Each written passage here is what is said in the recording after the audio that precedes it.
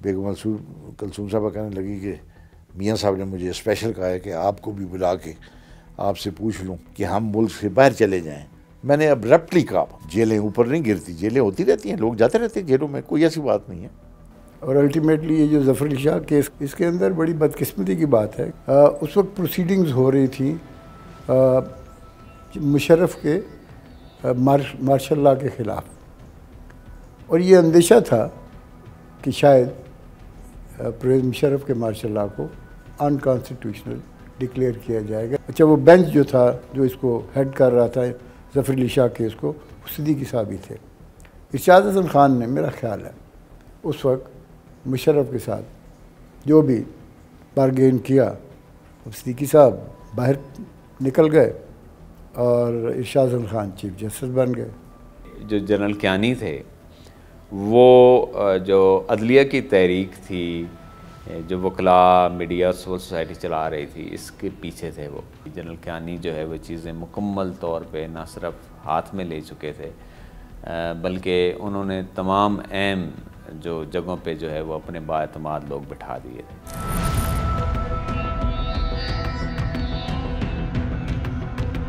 Martial law لگانے کے بعد جنرل مشرف کو کسی بھی خاطر خواہ اپوزیشن کا سامنا نہیں تھا، اور ساتھ ہی 9/11 کے بعد امریکن ایلائی بننے کی وجہ سے جنرل مشرف کو امریکہ کی بھی سپورٹ حاصل ہو گئی. میاں صاحب اٹک جیل میں تھے، اٹک قلعے میں. ان کی بیگم کلثوم وہ ملنے گئی، واپس آئیں تو انہوں نے مجھے میسج بھیجا کہ آپ مجھے ملیں. یا گیا تو مجھے بیگم کلثوم صاحبہ کہنے لگی کہ میاں صاحب نے مجھے اسپیشل کہا ہے کہ آپ کو بھی بلا کے آپ سے پوچھ لوں کہ اگر یہ فیصلہ ہو جائے کہ ہم ملک سے باہر چلے جائیں تو یہ فیصلہ ٹھیک ہوگا یا غلط ہوگا. میں نے ابرپٹلی کہا، میں نے کہا جی یہ بہت غلط فیصلہ ہوگا. میں نے کہا میاں صاحب کو میری طرف سے کہیں جیلیں اوپر نہیں گرتی، جیلیں ہوتی رہتی ہیں، لوگ جاتے رہتے ہیں جیلوں میں، کوئی ایسی بات نہیں ہے. لیکن وہ کر چکے تھے. نیکسٹ رات کو وہ بیٹھ کر چلے گئے. جب ظاہرہ نواسی پہ برا وقت آتا تھا تو پیس پارٹی والے خوش ہوتے تھے. بے نظیر جو ہے وہ اس نے ویلکم کیا تھا، لیکن یہ ضرور کہا تھا کہ مشرف جو ہے وہ فوری طور پہ الیکشن کا جو ہے وہ کوئی ڈیٹ دیں. تو مشرف نے بھی آتے ہی تو یہی تاثر دیا کہ وہ 6 مہینے کے اندر الیکشن کرائیں گے. لیکن جو رستہ ان کو حفیظ پیرزادہ نے نکال دیا تھا چیف ایگزیکٹو بننے کا، سید ظفر علی شاہ کیس میں جو ہے وہ اس کو سپریم کورٹ نے جائز بھی قرار دے دیا. پھر ایل ایف او کے تحت ججوں سے حلف بھی لیے گئے، پھر صدر صاحب بھی چلے گئے، تو وہ ایک مختار کل بن گئے تھے. اور شاید مشرف کے لیے مشکل ہوتی ہے اور انہیں شاید زیادہ عرصہ وہ نہ نکال سکتے. لیکن 9/11 جو ہو گیا امریکہ کے اندر، اور امریکہ کو پاکستانی فوج کی سپورٹ کی ضرورت تھی، اور اس سپورٹ کی وجہ سے مشرف کے لیے یہ بڑا آسان ہو گیا کہ وہ لمبے عرصے تک یہاں پہ رہ سکتے تھے. تو مشرف اس وقت تو امریکنز کے بلیو آئیڈ تھے، اور آپ کو پتہ ہے کہ کیمپ ڈیوڈ میں وہ گئے جہاں پہ بتایا جاتا ہے کہ سب سے قریبی جو لوگ ان کے ہوتے ہیں ان میں مدعو کیے جاتے ہیں. پھر شروع ہوا پاکستانی عدالتوں میں آمیریت اور جمہوریت کا مقابلہ.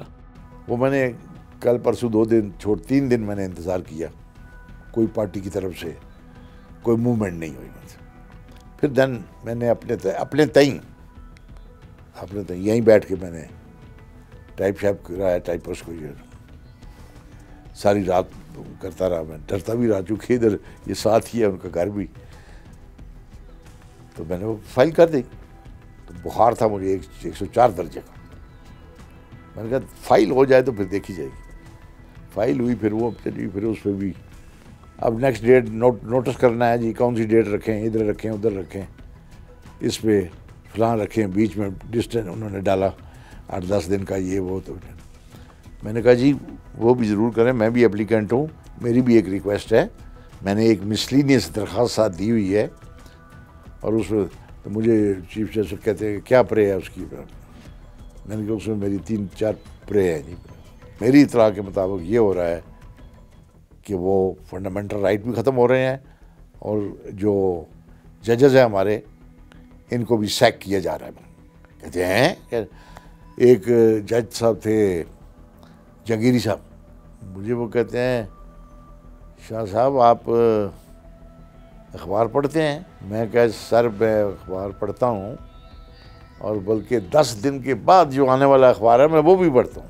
وہ میری درخواست انہوں نے ریجیکٹ کر دی۔ اگلی ڈیٹ جب انہوں نے دی، اسی وقت دے دی تھی انہوں نے، اس ڈیٹ کے آنے سے پہلے فل فلیج مارشل آرڈر آ گیا، عدالتوں کو اڑا کے رکھ دیا انہوں نے، ان کو گھر سے عدالت میں نہیں آنے دیا۔ اور الٹیمیٹلی یہ جو ظفر علی شاہ کیس کا، اس کے اندر بڑی بدقسمتی کی بات ہے، اس وقت پروسیڈنگز ہو رہی تھی مشرف کے مارشل لاء کے خلاف، اور یہ اندیشہ تھا کہ شاید پرویز مشرف کے مارشل لاء کو انکانسٹیٹیوشنل ڈکلیئر کیا جائے گا۔ اچھا، وہ بینچ جو تھا جو اس کو ہیڈ کر رہا تھا ظفر علی شاہ کیس کو، صدیقی صاحب ہی تھے۔ ارشاد حسن خان نے، میرا خیال ہے، اس وقت مشرف کے ساتھ جو بھی بارگین کیا، صدیقی صاحب باہر نکل گئے اور ارشاد حسن خان چیف جسٹس بن گئے۔ یہ کسی طرح سے بھی آئینی حدود میں نہیں کہ آپ کوئی ڈکٹیٹر آئے اور اوتھ لے کر آپ چیف جسٹس بن جائیں۔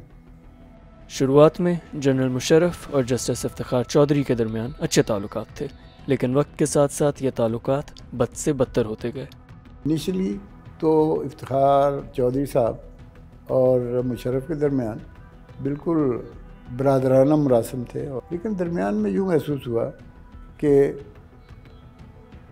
پارٹی بازی کا ایلیمنٹ جو ہمارے ہاں یہ بھی ہو گیا۔ دیکھیں، ایک طرف مشرف تھا اور فوج کے اندر بھی مختلف جو گروپنگز ہیں ان کے اپنے اپنی امپلیکیشنز اور اثرات ہر دور میں ہوئے۔ تو میرا یہ خیال ہے کہ وہ جو انٹرنل ڈویژن یا فرکشن تھی آرمی کے اندر مشرف اور کچھ دیگر جرنیلوں کے درمیان، میرا خیال ہے اس میں شاید ایک حد تک ہمارے افتخار صاحب جو ہیں وہ بھی کہیں ان کو بھی دیکھا گیا یا نظر آئے، تو یہ پرسپیکٹو تھا کہ ان کو وہاں اپنے دفتر میں ڈیٹین کیا گیا۔ یہ خبر جب ہم تک پہنچی تو دیر واز اے ریئیکشن، اور یہ رول آف لا اور کانسٹیٹیوشنل سپریمیسی اور ڈیموکریسی کے لیے ہم چل پڑے، اور پھر آپ نے دیکھا پورے پاکستان میں یہ سارا سلسلہ جو ہے یہ پھیلتا چلا گیا۔ الٹیمیٹلی پاکستان کے پالیٹیشین جن کو شاید کسی گلی میں جلسہ کرنے کے لیے بھی لوگ نہیں ملتے تھے، وہ بھی پارٹیسپیٹ کرنے لگے۔ عام آدمی تو بہر صورت اس میں آ ہی گیا۔ اچھا، یہ جو لائرز موومنٹ تھی میں، یہ بنیادی طور پہ اس نے مشرف کو کمزور کیا۔ دیکھیں، بریگیڈیئر اعجاز شاہ جو اس وقت DGIB تھے، تو ان کا میں ایک انٹرویو دیکھ رہا تھا ایک دفعہ، تو انہوں نے ایک اینکر کے سوال کے جواب میں یہ کہا کہ جب مشرف، شوکت عزیز سارے چلے گئے اور وہ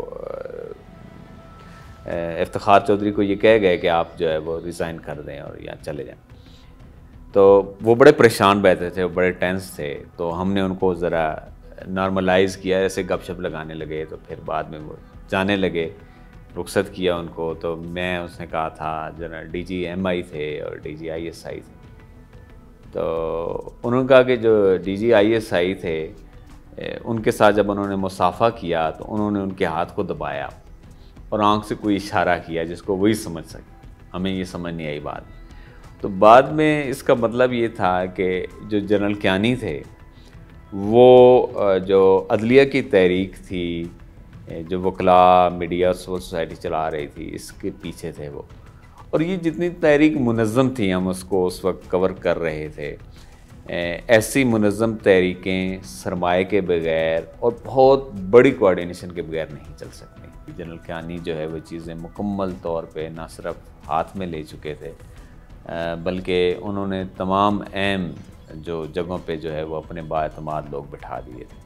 عدلیہ اور سیاسی پارٹیز کے ساتھ کانفلکٹ کے علاوہ جنرل مشرف کے لیے بین الاقوامی حمایت بھی کم ہوتی جا رہی تھی۔ President Musharraf has been a strong fighter against extremists and radicals. These emergency measures were, would undermine democracy. National reconciliation ordinance, یہ باقاعدہ ایک لیگل ڈاکومنٹ जनरल मुशर्रफ साहब प्रेसिडेंट बन चुके थे, इनकी पार्लियामेंटेरियन के साथ ये बातचीत हुई, क्योंकि ये खबर चलने लगी कि इम्पीचमेंट होने लगी है जनरल मुशर्रफ के साथ। तो उस नेगोशिएशन में, उस डील में जनरल मुशर्रफ साहब का मुतालबा ये था कि मेरे ख़िलाफ़ आप इम्पीचमेंट ना करें, आप क्या कहते हैं कि वो मैं कर देता हूँ। उन्होंने ये कहा कि डैब आर्डीनेंस के तहत जिन जिन के लोगों के मुकदमात चल रहे हैं तो उनको आप उड़ा दें, हम इम्पीचमेंट नहीं करते।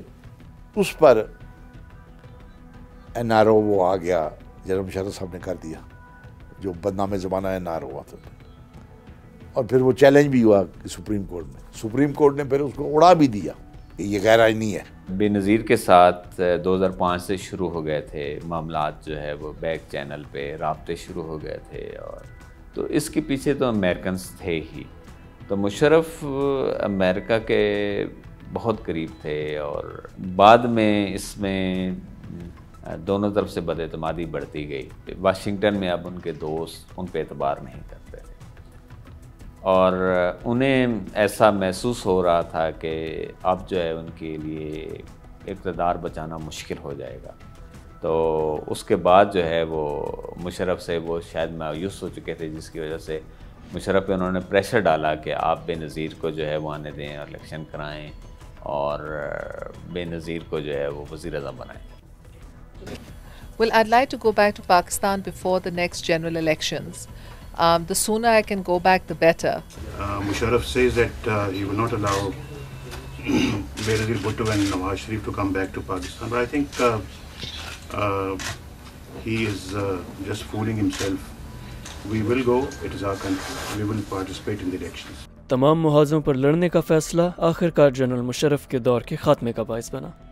मुशर्रफ जो है वो बेनज़ीर कत्ल के बाद जो है जो चीज़ें जो थीं वो उनके हाथ से निकलती जा रही थी, और फिर लायज़ मूवमेंट ने तो बिल्कुल जो है वो उस पर मोहर सख्त कर दी। जब आप इक़्तिदार में अंधे हो जाते हैं और आप महसूस करते हैं कि आप कोई आपको चैलेंज करने वाला नहीं, कोई आपका मुकाबला करने वाला नहीं, आप किसी के सामने आंसरेबल नहीं, तो फिर समझिए आपका डाउनफॉल शुरू हो गया। पॉलिटिकल सिस्टम और कॉन्स्टिट्यूशनल सिस्टम ये ऐसा है कि अगर आप इसके रास्ते में 1 घंटे की ब्रेक डालेंगे, सालों का फ़र्क पड़ जाता है मुल्क में, सालों का। तो यहाँ तो सालों साल मार्शल आ रहे हैं, आप सोच लें कि उसके असरात जो हैं वो क्या हैं। उसके असरात आज भी मैं और आप और लोग और दुनिया देख रही है। Thank you for watching the full video. आप में से बहुत से ऐसे लोग हैं जिन्होंने शायद हमारा YouTube चैनल सब्सक्राइब नहीं किया। So if you want to support independent journalism and watch more meaningful content, please subscribe to our YouTube channel.